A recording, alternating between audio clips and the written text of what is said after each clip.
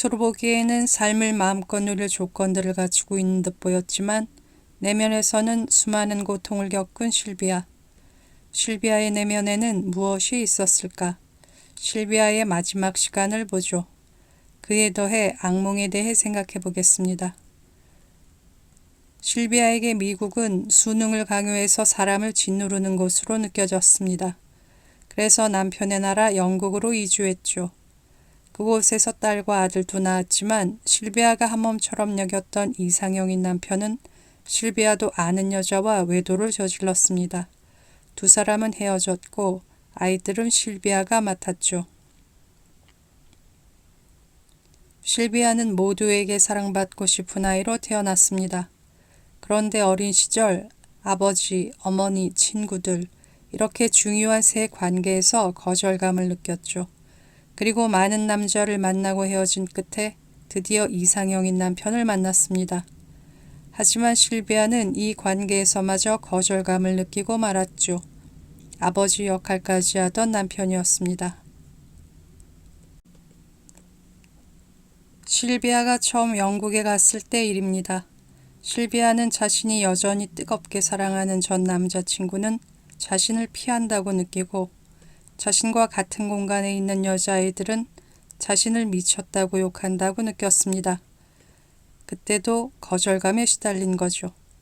실비아는 일기에 이렇게 씁니다. 병적인 두려움. 정신과 의사에게 가봐야 한다. 그냥 만나보고 거기 존재한다는 걸 알기만 해도 좋겠다. 내겐 아버지가 필요해. 어머니가 필요해. 그 앞에서 목 놓아 울음을 터뜨릴 만한 나이 많고 현명한 사람이 필요해. 하느님에게 말을 걸어봐도 하늘은 텅 비어 있어. 고향의 친구들에게 소리소리 고함을 치고 싶어. 여기 와서 나를 구해달라고. 내 마음속의 불안감에서 나를 구출해달라고. 남편과 헤어지고 두 아이와 남았을 때 실비아는 처음에 영국에 간 그때보다 더 절박하게 누군가를 원했을 겁니다. 하지만 친어머니도 실비아가 마음을 터놓고 위로를 구할 수 있는 심리적 어머니도 바다 건너에 있었죠. 실비아가 남편과 헤어진 후 쓴 일기는 남편이 자식을 생각해 폐기해버려서 우리가 알 수 없습니다. 하지만 실비아가 그동안 쓴 일기만으로도 우리는 실비아의 감정이 어떻게 오르내렸을지 추측할 수 있습니다. 실비아는 평소에도 자살 생각을 많이 했습니다. 살기 싫어서는 아니었죠. 실비아는 삶에 대한 의욕이 충만한 사람이었습니다. 하지만 실비아는 불안에 취약하고 감정이 극단적으로 오르내리며 감정의 저점에서는 내면의 악마에게 공격받는 사람이었습니다. 그때는 보기 드문 추위가 닥친 때였고 실비아는 생활고에도 시달리고 있었습니다. 그래도 실비아는 악마의 공격에 지지 않으려고 있는 힘을 다했을 겁니다. 하지만 그 순간 실비아의 곁에는 실비아가 그동안 살면서 받은 그 모든 스트레스의 아우성에서 벗어나게 도와줄 사람이 없었겠죠. 너는 이 상황을 이겨낼 수 있어. 지금까지 그 많은 위기들을 헤치고 여기까지 왔잖아. 이번에도 이겨내고 다시 좋은 날을 맞게 될 거야. 하며 악마의 공격에 맞서는 소리를 내줄 사람 말입니다. 혼자 분투하는 실비아를 결정적으로 무너뜨린 건 아마 실비아가 처음 자살을 기도할 때 느꼈듯이 대처할 수 없다는 두려움이 아니었을까 합니다. 실비아 플라스의 일기를 읽고 나면 실비아가 자신에게 주어진 삶을 어떻게든 잘 살아보려고 얼마나 애썼는지 느끼게 됩니다. 때문에 비록 실비아가 불안에 취약하게 태어나기는 했지만 어떻게든 불안을 줄이는 쪽으로 어린 시절을 보냈으면 얼마나 좋았을까 그런 생각을 하게 됩니다.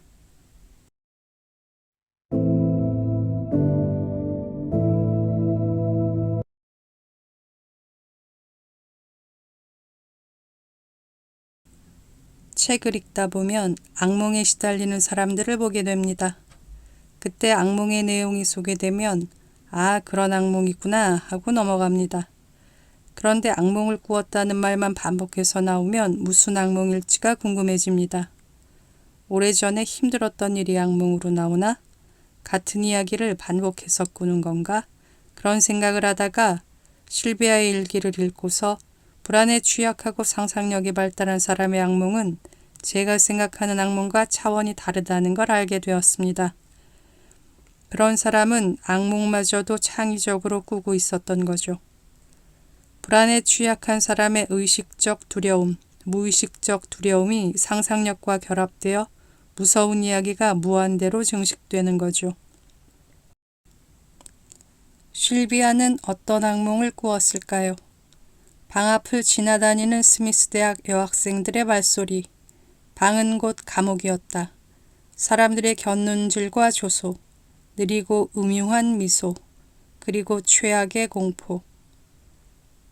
남동생이 로켓에 맞아 산산조각으로 터져 죽는 꿈도 있었다. 한 달 내 내 아기를 잃어버리는 꿈을 꾸었다. 겨우 손바닥만한 그 아이가 뱃속에서 죽어서 앞으로 툭 떨어졌다. 복도에 있는데 반쯤 썩은 시체들이 수레에 실려 운반되고 있었다. 낯선 병원에서 테디의 얼굴도 보지 못하고 아이를 낳다가 죽는 악몽에 시달렸다. 아니면 파란 아기를 낳거나 기형아를 낳는 꿈. 하지만 그들은 아기를 보여주지도 않았다. 과거에 힘들었던 일을 반복해서 꾼다면 그건 다 지나간 일이잖아 하며 무시하면 될 일이라고 생각했습니다. 그런데 실비아가 꾸는 악몽은 미리 마음의 준비를 할 수가 없습니다. 어떤 새로운 내용이 나올지 알 수 없으니까요. 이런 상황이랄까요? 나는 겁이 많다. 그리고 세상에서 공포영화를 제일 싫어한다. 그런데 나는 밤마다 공포영화 상영관에 들어가야 한다. 사전 정보는 없다. 나나 내가 사랑하는 사람이 안전을 위협받는 내용이라는 것밖에. 나는 오늘도 도살장에 끌려가는 심정으로 잠자리에 든다. 이렇게 말이죠.